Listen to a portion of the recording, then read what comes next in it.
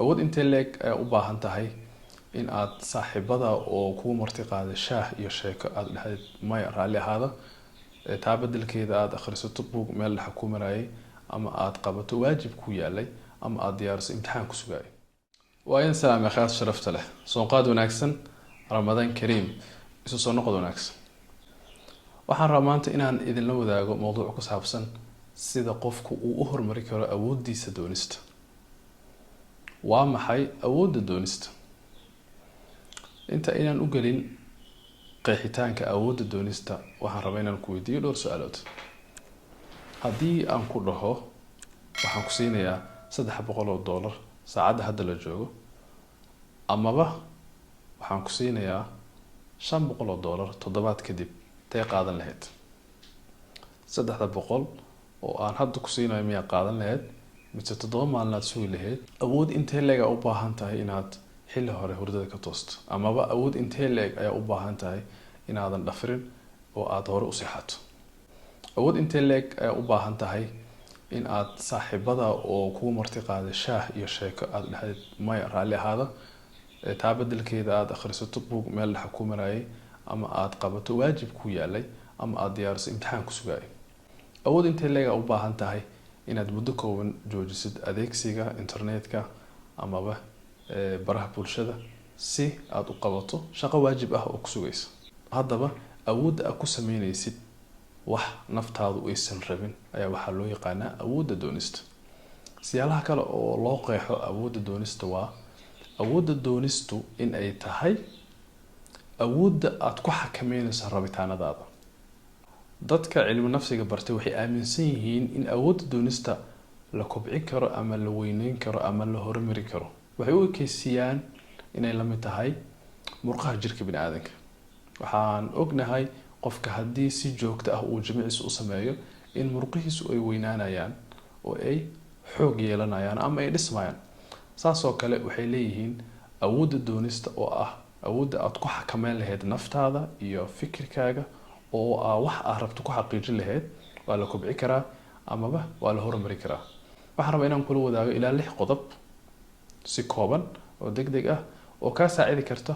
in aad horumariso ama aad kobcisid ama aad xoojiso awooddaada doonista qodobka koowaad mar walba isku day inaad sameyso wax saxsan tusaale ahaan xilli hore inaad toostid waa wax caafimaadkaaga iyo noloshaada u wanaagsan xilli hore inaad hurdada ka toostid in aad cuntid cunto wanaagsan oo caafimaadka u fiican waa wax wanaagsan marka mar walba wax wanaagsan in aad sameyso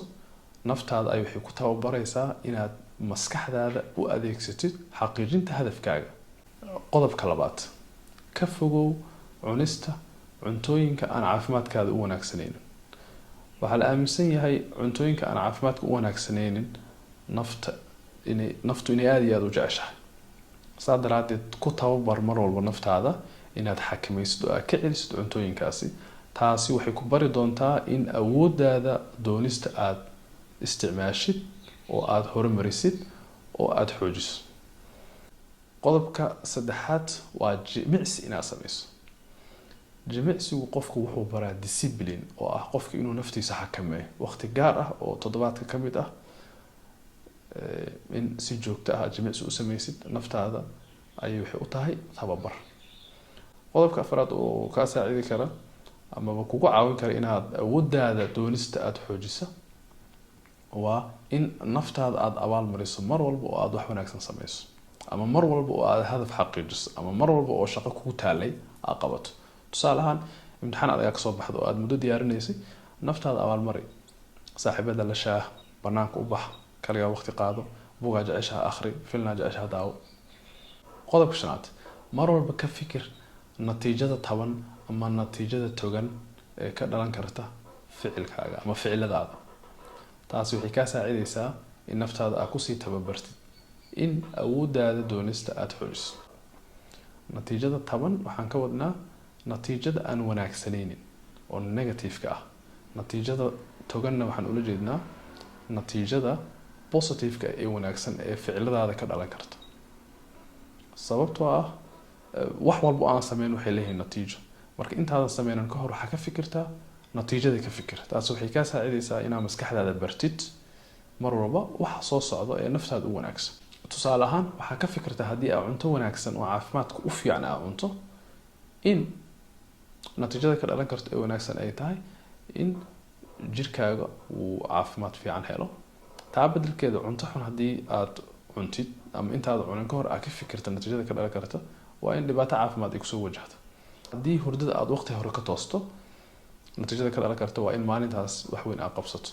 ama shaqada aad ka daahin ama waxbarashada aad ka daahin. laakiin taa beddelkeeda haddii aad dhafartid, natiijada ka dhalan karta waa maxay? in shaqadii aad ka daahda, amaba